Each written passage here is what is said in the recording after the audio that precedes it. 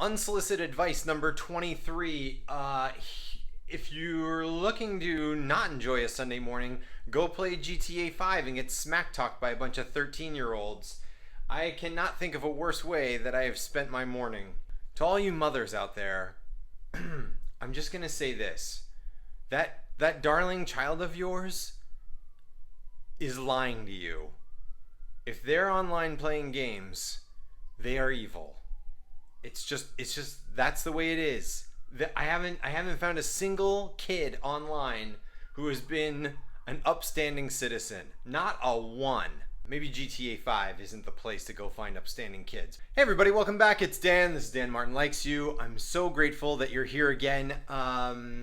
Here's what I want to talk about this week. I had intended to do a review of a completely different book, and then late last week in a couple of my Goodreads groups, a book was popping up that everybody seemed to be liking. Not something new, it's been out for a year, and it's about clandestine services and whatnot, and I thought, I like that kind of stuff, and it's humorous, so I read it, and I burned through it in about 2 days, and man, oh man, is this a good book. Here's my book review for Breakfast at Cannibal Joe's. This book was published in 2015 by Create Space Publications, which is Amazon's self-publication service. I got the Kindle version because it was just cheaper. I think it was like $5.99. Before I get into the book, I just want to talk about indie publishing for a second. And by the way, I just want to say that I'm going to do a whole separate video on independent publishing and the ins and outs of it. I'll talk about that in another video, but I think it's important to just shout out for a moment that independent books don't get talked about enough on BookTube. I've yet to see one. I'm sure they're out there, by the way. I'm sure people have done them. I just have not seen them. And by the way, if you've seen one or if you've done one, link it below because I would love to see it and know what's out there that's good. I am an indie author, as well as this gentleman whose name is J. Spencer Green, who wrote this book, Breakfast at Cannibal Joe's. And I think we belong to one of the same independent author groups. It's hard to find good independent books, by which I mean books that have been self-published or put out in small presses by authors and not through big publishing companies like Knopf or Penguin Random House. Norton maybe is another one of the big ones. It's hard because we look to these publishers as a sort of vetting service. These companies, much like movie studios, go, here's a thing that we put a lot of money into because we believe this story, we're behind this author, and we think you'll enjoy it. And that's a vetting process that readers look towards, I think, to get cues from what they want to read next, whether it's mysteries or memoirs or I don't know, or young adult. We look to publishers to vet stuff. That's not to say that there aren't terrible books that have been put out by publishers. There have been many. I've read quite a few of them this year.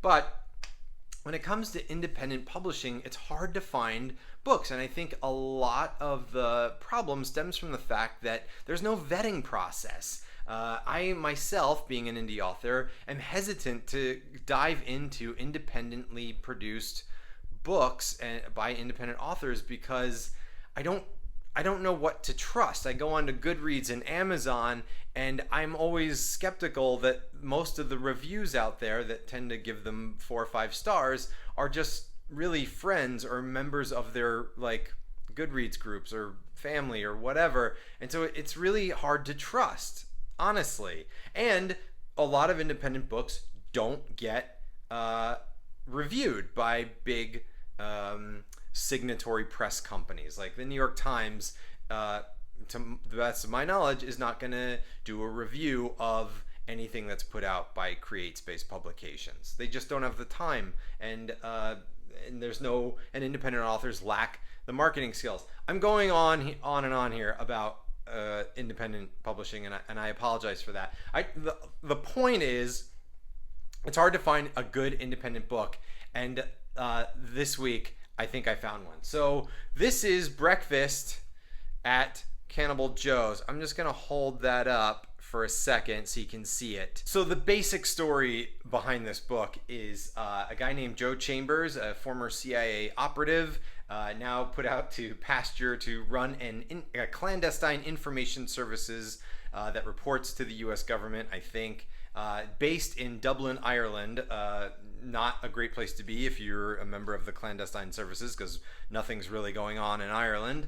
And it's hilarious. If you're a fan of Sam Lipsyte, which I am, this is going to be right up your alley. If Sam Lipsyte wrote Charlie Wilson's War, the movie, there's a little bit of catch-22 in here because it's incredibly absurd. Every chapter of this book starts with a recipe for a cocktail. This was an incredibly fast read, and I'm not going to give anything away as far as the plot is concerned, but I will say this.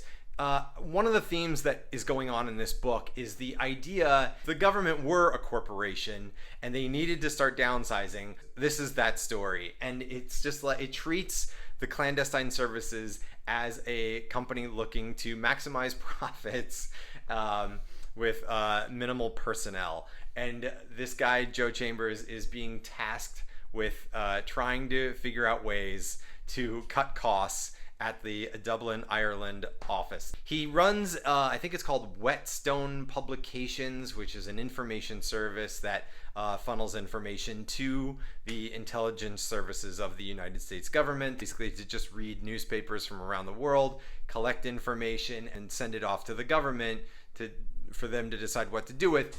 So the story is about how he's trying to keep this office open, and because he likes it here, as miserable as he is in the country, he actually likes it. He wants to stay, and so he's just trying to figure out all these crazy, absurd ways to keep the office open. And there's a whole litany of characters here that parade through the book that are just brilliantly written. It's so funny.